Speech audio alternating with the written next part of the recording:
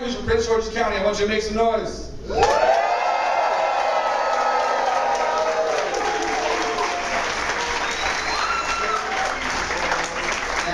we have some very important choices to make too. We have an election coming up in the Democratic primary for county executive. All right? And let's face it, there have been some good things that have happened over these last several years. We have the National Harbor. It's a beautiful project. It really, truly is. It is genuinely wonderful.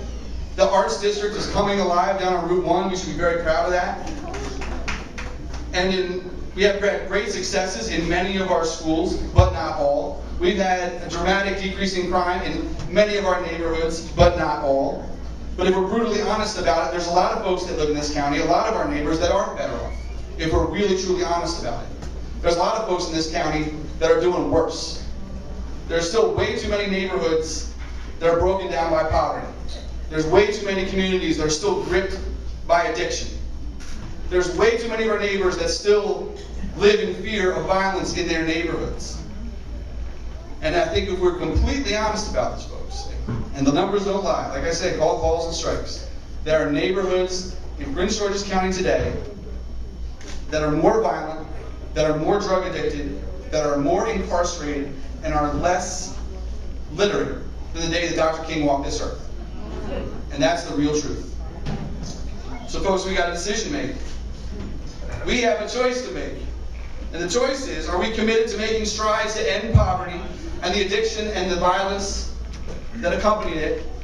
Or are we going to be okay with the fact that we've got some gated communities and some high-end retail, and that's going to be enough to convince us that the real reality doesn't exist? That's the choice we got.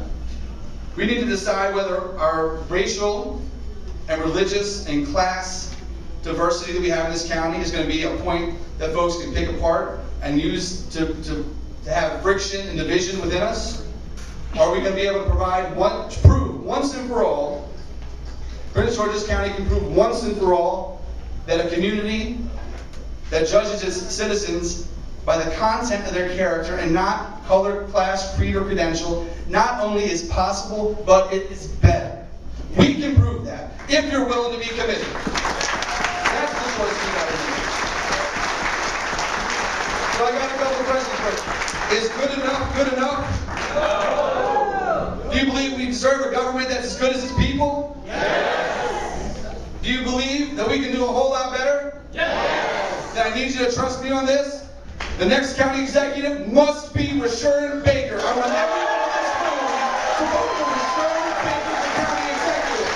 And as you leave this night, as you leave here, if you feel compelled, if you think this county can be better, if you think we can be the place that we all dream of, then you need to sign up and let us know how we can get your help.